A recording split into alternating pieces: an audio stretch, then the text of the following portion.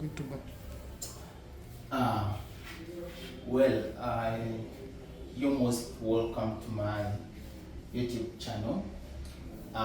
Please subscribe and also hit that notification button, and that you don't miss some of these tutorials, most especially if you're interested in establishing a piggery farm.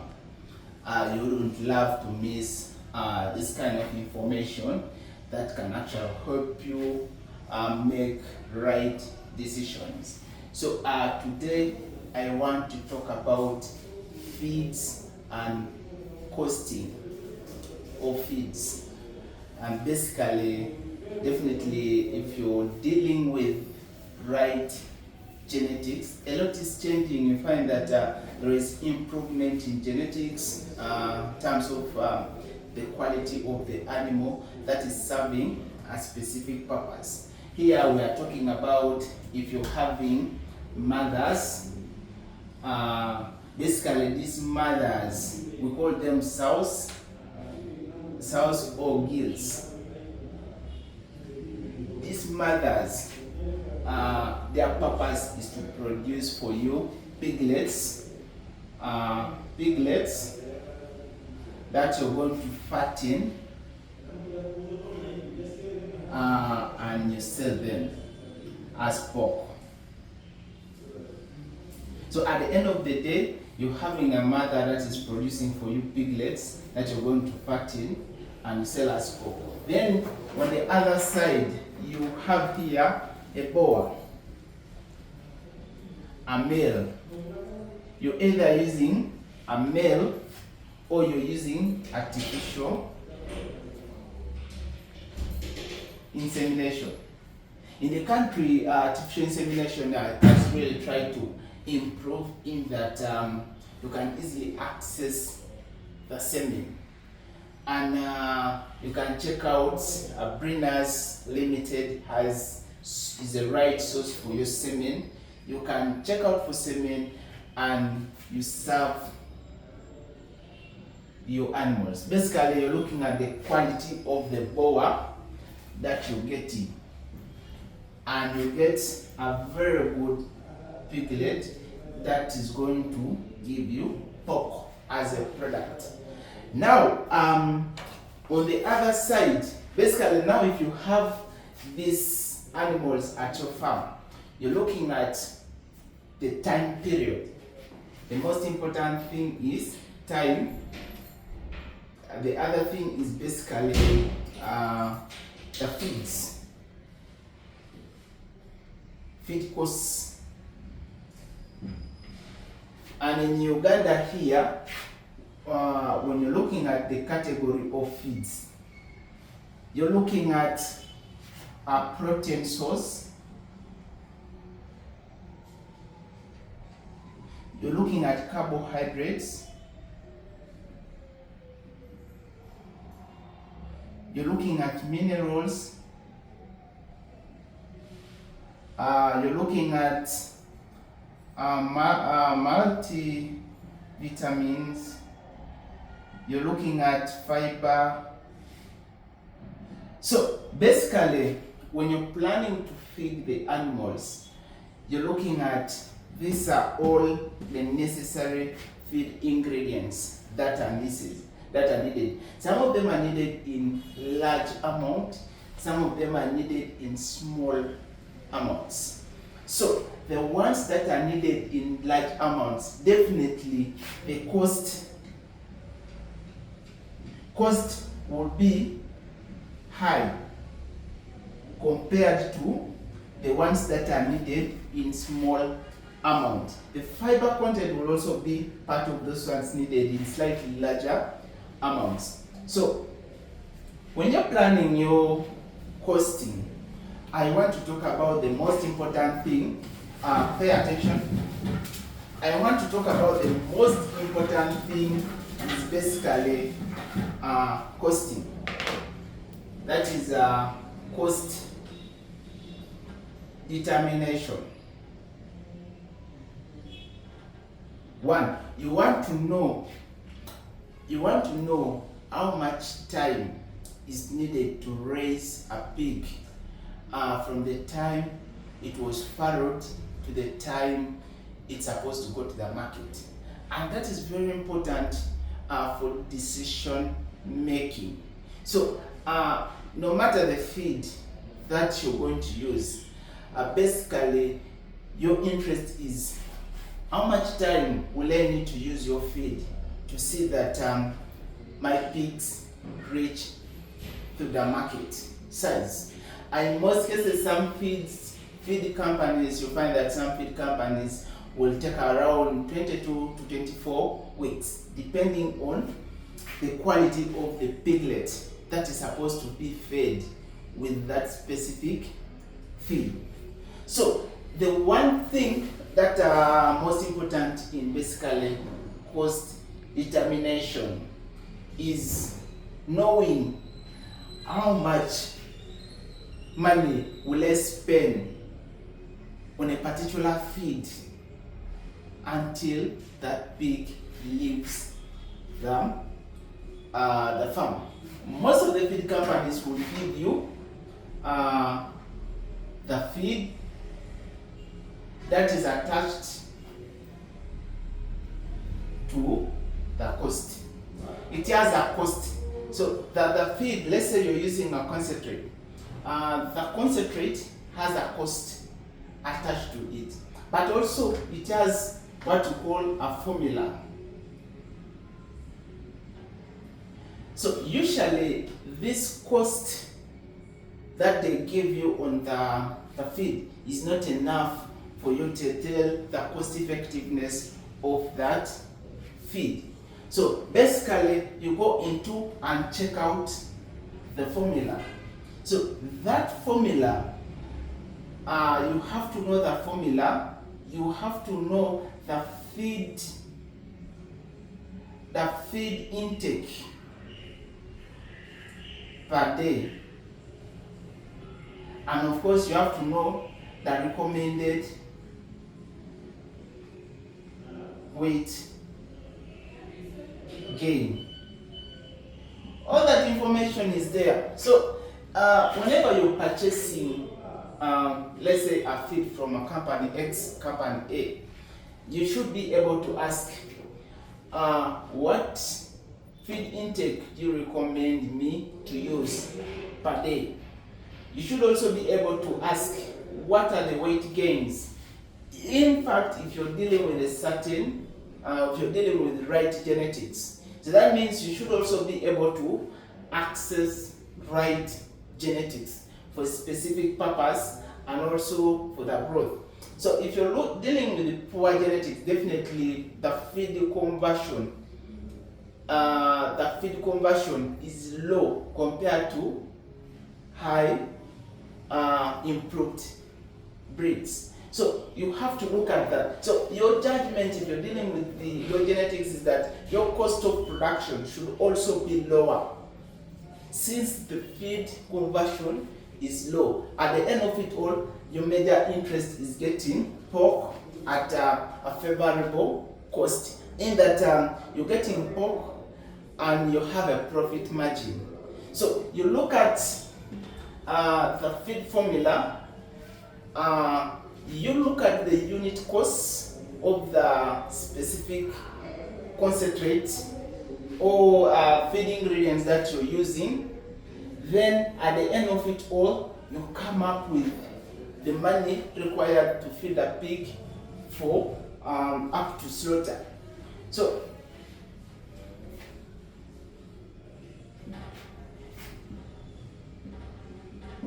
here, let's say feed X. Feed X has a specific formula. It tells you to include a feed ingredient, feed concentrate X. Then they are telling you to do maize bran. They are telling you to do broken. Ideally, these people have done a very good convenience on you, in that they are telling you just to mix concentrate X to the maize and maize bran. That means this concentrate X is covering so many of these, covering the minerals, the missing amino acids, the protein content, the multivitamins, etc. So it has all that. Then here you're capturing the fiber content and the carbohydrates in this, and part of some proteins that is in maize. So you find that this is an easier mix compared to feed formulation. Why? That is telling you to mix soya, sunflower, maize, broken, maize, bran, wheat. Of course, it has the least continues. Then, of course, there is here feed ingredient X. I mean, maybe you're using a premix or something. So it has a feed ingredient X. So at the end of it all, it is telling you to source for these ingredients. But some of them are needed in large amounts and some of them are relatively needed in small amount. So the effort you put in putting up all these ingredients together is basically some of the money you'll be gaining if you went this formula. If you did not use this kind of formula, you should be expecting to get a certain margin in terms of a difference, because these people have done a good job, and definitely this one you're putting in some effort to see that you reduce your cost of production. So what do I mean here? If you're thinking about making a decision on a certain feed that you're going to feed your animals, you should be thinking about how much money, because all these figures are known. The amount the pig is supposed to eat per day, feed intake per day, is known.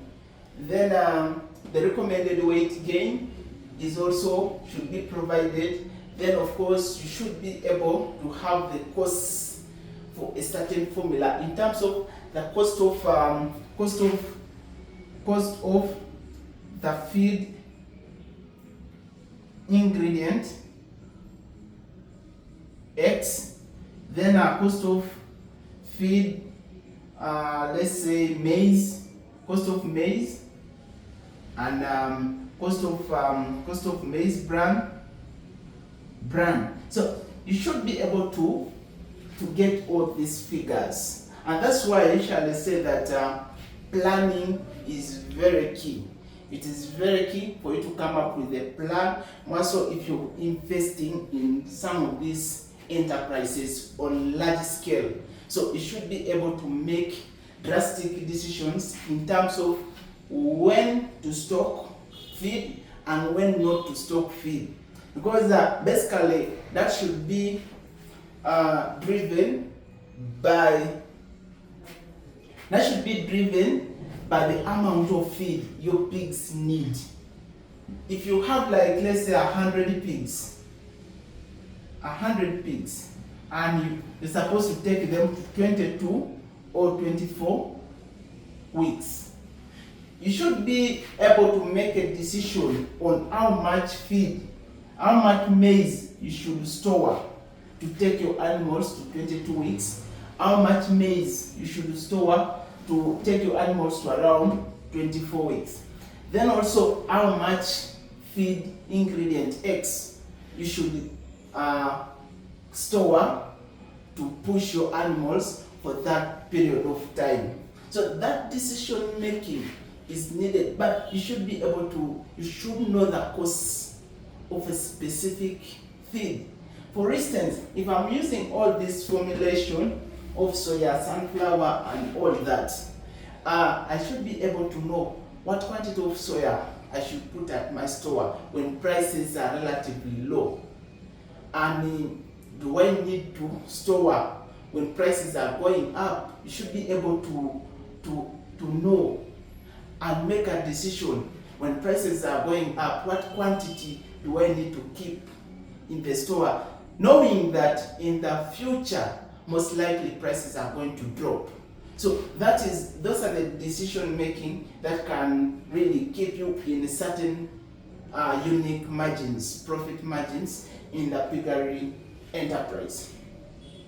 And also, you should be able to differentiate if I don't use this feed concentrate X, what alternative do I go? Is it going to affect the performance of the animal?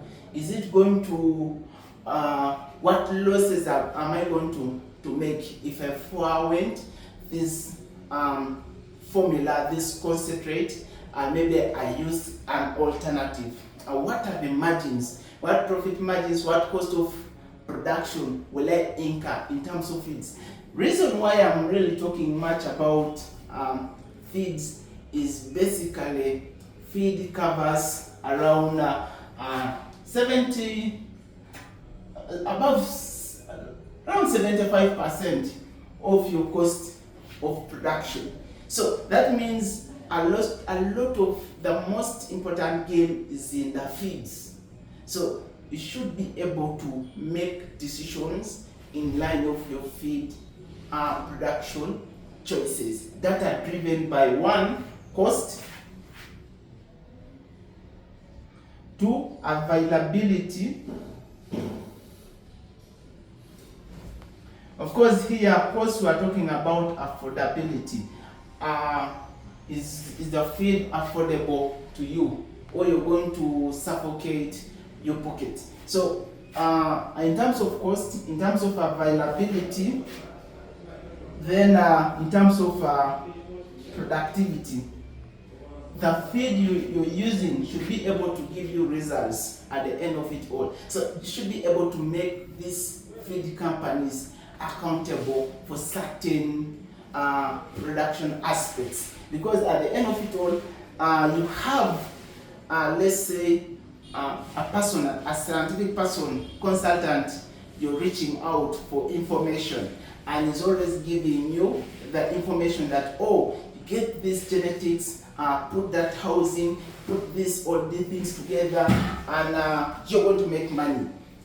But now you're going to go into, just like the way you go into looking out for a right person to do for you construction and get for you a right cost of construction, and basically durability and the rest. The same decision you're making is the same decision you're going to come with the feed. You should be able to make a decision that how cost effective is this feed to actually run my piggery enterprise. Because one, pigs have a high multiplication rate, and basically they have a high growth rate. So they are going to give you so many piglets, and at the end of it all, you're supposed to feed them. And feed is what we're talking about. It's taking around 75%. So where is that money going? You should be able to think, where am I putting, where is my money going in feeds? How much money is going into protein? How much money is going into carbohydrates? Can I source some of these ingredients locally? Are they readily available? Something like, just like the way maize is readily available. Can we make the soya cake readily available? And you find that your products and maybe your cost of production actually goes down and maybe favorable for running your piggery enterprise. Well, thank you. I will be posting most of these videos, and basically leave a like and leave a follow so that you don't miss out much of this information about farming, which is very, very critical for decision making and also choice of the enterprise. Well, thank you.